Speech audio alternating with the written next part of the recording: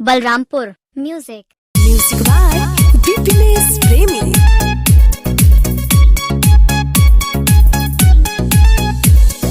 ए आवा आवा हो, ताजा ताजा लड्डू पेड़ा जिलेबी ले जा। ई ताजा ह, कदिन क्या उराइल लागत हो। बलरामपुर म्यूजिक। ताजा ताजा मीठा रसदार बड़ुए, सबका से बढ़िया हमार बड़ुए, सबका से बढ़िया हमार बड़ुए।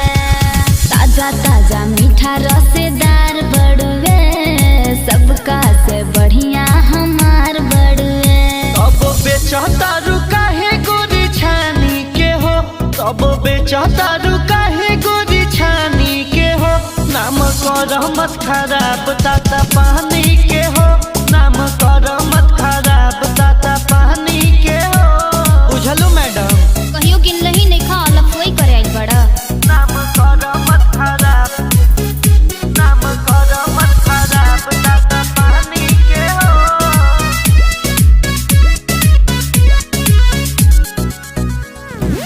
खाए में मीठा बका जुनिया, बूढ़ जवान लइका की न तारे सान। बेचाई तो धैले रही थई।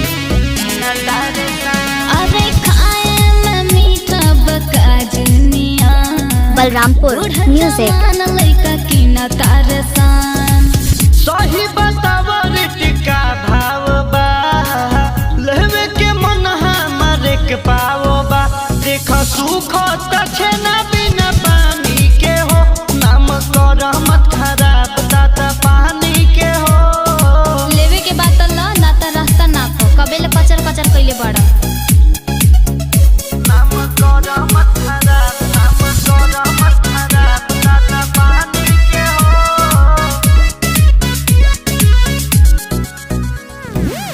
खइबा त मान तहर ताजा होई, ऐसन भेटाइल नहीं माजा होई।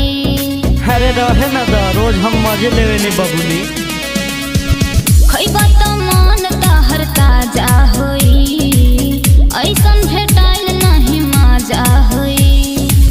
बोला ना झूठ हम जानतानी, बचपन से ऐसन चीज खैले बानी। दे दा आदित के गोरी सब बानी के हो, नाम कर मत खराब ताता पानी के। बलरामपुर